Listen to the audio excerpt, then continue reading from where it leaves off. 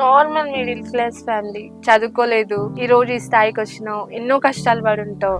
అది కాదు, మనిషికి ఒక సంకల్పం అనేది ఉంటే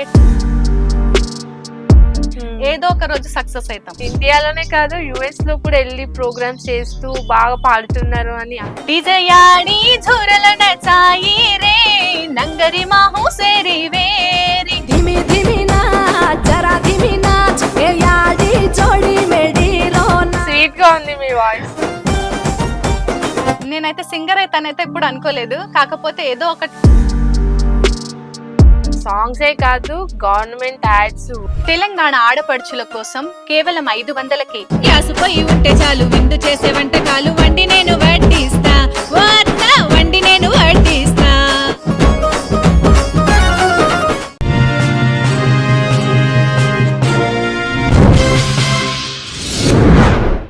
హాయ్ హలో, అందరికీ నమస్కారం. నేను మీ Ravalika. Welcome to social post TV. So ఈ రోజు మనతో ఒక స్పెషల్ గెస్ట్ ఉన్నారు. సో తను ఒక మంచి సింగర్. తన సాంగ్స్ కి ఇక్కడ ఇండియాలోనే కాదు, యుఎస్ లో కూడా మంచి క్రేజ్ ఉంది. ఒక యాంగిల్ లో అయితే హీరోయిన్ లానే ఉంటది. సో నాకైతే అచ్చం జూనియర్ సాయి పల్లవి లానే అనిపిస్తుంది. సో మీకు అర్థమైంది అనుకుంటా. తనే సింగర్ సుజాశ్రీ గారు ప్రస్తుతం మనతో ఉన్నారు. హాయ్ అండి. హాయ్, నమస్తే. బాగున్నారా? బాగున్నా. సో నాకైతే అచ్చం సాయి పల్లవి నా ముందు కూర్చున్నట్టే ఉంది మిమ్మల్ని చూస్తుంటే. అయ్యో, అట్లేం లేదు. చాలా మంది చెప్పే ఉంటారు కదా మీరు. చెప్తుంటారు, కానీ నాకైతే అట్లేం లేదు. సో మన ఇంటర్వ్యూ స్టార్ట్ చేసే ముందు ఒక మంచి సాంగ్ తో స్టార్ట్ చేద్దాం. నేను మొట్టమొదటిసారిగా మా బంజారాలో కళాశ్రీ భిక్షునాయక్ అన్న వాళ్ళు ఇంటర్నేషనల్ ఫోక్ సింగర్, సో వాళ్ళ ఛానల్లోనే పాడడం జరిగింది. సో ఆ సాంగ్ తోనే నేను స్టార్ట్ చేస్తాను. ఓకే. तू टांडो छोड़न गो जिन बम्बई पूना मकाम करो जिन, तू टांडो छोड़न गो जिन बम्बई पूना मकाम करो जिन, कत्र वरस वेगे के निरे मारो हूँ सेरो माटी कत्तरे रो काई करो रे मारो हूँ सेरो माटी घर बार हर दे आईनी गाँव मारो हूँ सेरो माटी एकलो को के नरे रो रे మారో సేరో మాటి. వలసల మీద, సో బంజారా వాళ్ళు అంటేనే వలసలు వెళ్తుంటారు కదా, సో ఆ కాన్సెప్ట్ మీద సాంగ్ పాడడం, యాక్టింగ్ కూడా చేయడం జరిగింది. నాకు గుర్తింపు తెచ్చిన సాంగ్ అది. సో చాలా బాగా పాడారు సాంగ్. మీరు చిన్నప్పుడు పుట్టగానే ఏమన్నా చక్కెర తిన్నారా ఏంటి? ఎందుకు చాలా స్వీట్ గా ఉంది మీ వాయిస్. కొంచెం మెలోడీ ఉంటది. సాడ్ సాంగ్స్ అలాంటివి అయితే బాగుంటది. సో ఫస్ట్ సాంగ్ అంటున్నారు కదా, సో అసలు సింగర్ ఎలా అయ్యారు? అంటే నేను చిన్నప్పటి నుంచి స్కూల్లో పాడేదాన్ని. 5th 6th క్లాస్ నుంచే స్కూల్లో పాడేదాన్ని. కాకపోతే ఇంకా మ్యారేజ్ 8th క్లాస్ లో అయింది నాకు. సో నేను ఇంకా తర్వాత ఇంకా సింగర్ అయితే కూడా అనుకోలేదు ఎప్పుడు కూడా. మ్యారేజ్ అయినాక ఒక 2 years లో 2 పిల్లలు.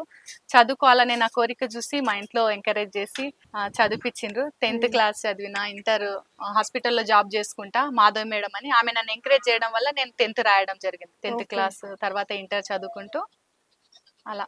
చాలా చిన్న ఏజ్ లోనే మ్యారేజ్ చేసుకున్నట్టున్నారు.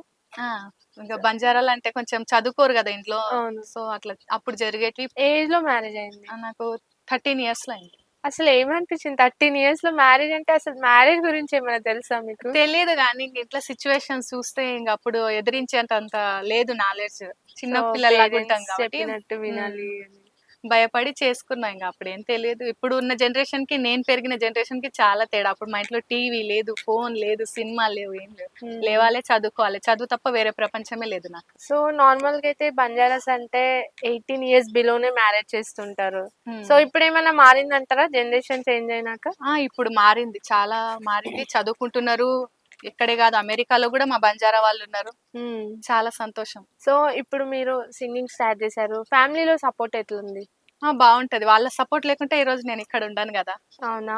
వాళ్ళ సపోర్ట్ ఉంది కాబట్టి నేను చదువుకున్నా. నేను చదివే సమయంలోనే కొంచెం ఫైనాన్షియల్ గా ఇబ్బంది ఉండి న్యూస్ రీడర్ గా అవకాశం ఉంది అని యాడ్ చూసి నేను న్యూస్ రీడర్ గా కూడా వెళ్ళి అక్కడ సెలెక్ట్ అయ్యి 4-5 years న్యూస్ రీడర్ గా చేసిన. మహబూబ్ నగర్ లో ఆర్కే న్యూస్ ఛానల్ అని అక్కడ చేసుకుంటూ వాయిస్ ఓవర్లు కూడా ఇస్తుంటా. నేను ఇప్పటికీ వాయిస్ ఓవర్లు ఇస్తుంటా. అలా చేస్తున్న సమయంలో ధిమి ధిమి నాచ్ అనే సాంగ్ ఉంది కదా, బంజారాలో బాగా వైరల్ అయింది. ఆ సాంగ్ పాడతారు ఒకసారి?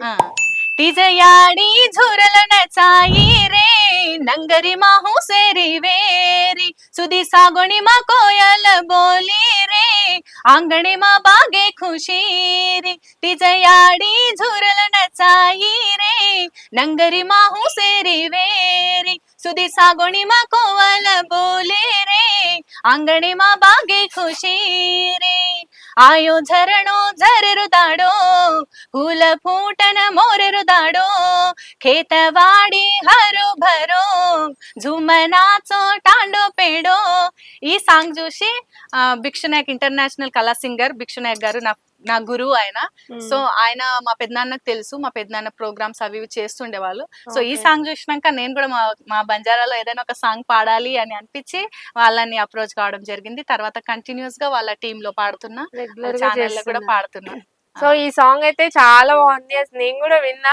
అంటే నాకు మీనింగ్ తెలియకపోయినా బాగా ఎంజాయ్ చేయొచ్చు ఈ సాంగ్. ఈ రోజు నేను ఇక్కడ మీ ముందు కూర్చున్నానంటే కూడా ఒక విధంగా ఈ సాంగే కారణం. ఈ సాంగ్ నేను ఆ రోజు శివరాత్రి ఉంది, శివరాత్రి రోజు నేను టీవీలో పెట్టి చూస్తూ అన్న నెంబర్ కి ఫోన్ చేసి ఇట్లా సో అండ్ సో నేను న్యూస్ రీడర్ ని, వాయిస్ ఓవర్ ఆర్టిస్ట్ ని, నాకు సాంగ్స్ అంటే ఇష్టం, ఒకసారి నా సాంగ్ విని నాకు ఏదైనా అవకాశం కల్పించగలరని అలా మా పెద్దనాన్న ద్వారా అలా అప్రోచ్ అయ్యి ఈ రోజు మీ ముందర కూర్చున్నా. సో మీరే వెతుక్కుంటూ వెళ్ళారు? నేనే వెతుక్కుంటూ వెళ్ళిన ఈ సాంగ్ చూసే. ఓకే. సో అండ్ మీరు ఇండియాలోనే కాదు యుఎస్ లో కూడా వెళ్ళి ప్రోగ్రామ్స్ చేస్తూ బాగా పాడుతున్నారు అని అక్కడ నుంచి కూడా మీకు ఇన్విటేషన్స్ వస్తున్నాయి. సో ఎలా అనిపిస్తుంది? అదే ఈ దిమి దిమి నా సాంగ్ నుంచే నాకు మా బంజారాలో గర్వించదగ్గ మనిషి నాకు తెలిసి కళాశ్రీ భిక్షు నాయక్ గారు, ఇంటర్నేషనల్ ఫోక్ సింగర్. మా బంజారా వాళ్ళు అమెరికాలోనే పోయి కూడా పాడి మన జాతిని ఇంకా గౌరవం తెప్పిస్తున్నారంటే ఫస్ట్ అతనే. నాకు తెలిసినంత వరకు అతనే నేను చెప్పను, నాకు తెలిసినంత వరకు అయితే ఆయననే. సో వాళ్ళ టీంలో అక్టోబర్ లో టాస్క్ టీం నుంచి ఇన్విటేషన్ వచ్చింది. అందులో సింగర్ గా, యాంకర్ గా నేను కూడా వెళ్ళడం జరిగింది. మొత్తం 13 మంది వెళ్ళినాము. 43 days అక్కడ యుఎస్ లో ప్రోగ్రామ్స్ చేసినాం. Pulsar bike Jhansi, Pulsar bike Ramana, Ramesh master, ఇంకా చాలా మంది, పుష్ప సింగర్ ఉంది కదా, మౌనిక యాదవ్, లావణ్య అక్క, రేలా రేలేరా సింగర్, అలా మొత్తం 13 మంది విత్ లైవ్ ఆర్కెస్ట్రాతో వెళ్ళి అక్కడ 43 days ప్రోగ్రామ్స్ చేసినాం చాలా సక్సెస్ఫుల్ గా. సో అసలు అనుకున్నావా యుఎస్ దాకా వెళ్తా అని ఎప్పుడైనా? అనుకోలేదు. అందుకే మా గురువుకి భిక్షు నాయక్ గారికి స్పెషల్ థ్యాంక్స్. అలాగే నన్ను మీ ముందర నిలబెట్టిన మన ఆడియన్స్ అందరికి కూడా thank you so much. And ఈ మధ్య సాంగ్సే కాదు, గవర్నమెంట్ యాడ్స్, వాయిస్ ఓవర్స్ ఎక్కడ చూసినా తన పాటలే, తన వాయిసే వినిపిస్తుంది. సో చాలా వాటికి వాయిస్ ఓవర్స్ కూడా చెప్తుంటారు కదా, అవి కొన్ని చెప్తారా మాకు? అన్ని ఇప్పుడు స్కూల్స్ కి కానీ, షాపింగ్ మాల్స్ కానీ, థియేటర్ యాడ్స్ కి ప్రతి ఒక్కటి ఇస్తుంటా. ఇప్పుడు గవర్నమెంట్ దానిలో కూడా ఇస్తున్నా. రీసెంట్ గా మొన్ననే మన అన్న రేవంత్ అన్న అన్నారు కదా, వాళ్ళ స్కీమ్స్ ఉన్నాయి కదా, పథకాల మీద కూడా పాడి ఆ దానికి నేను యాక్టింగ్ చేయడం కూడా జరిగింది. అది ఇంకా 2 days లో రిలీజ్ అవుతుంది. ఓకే.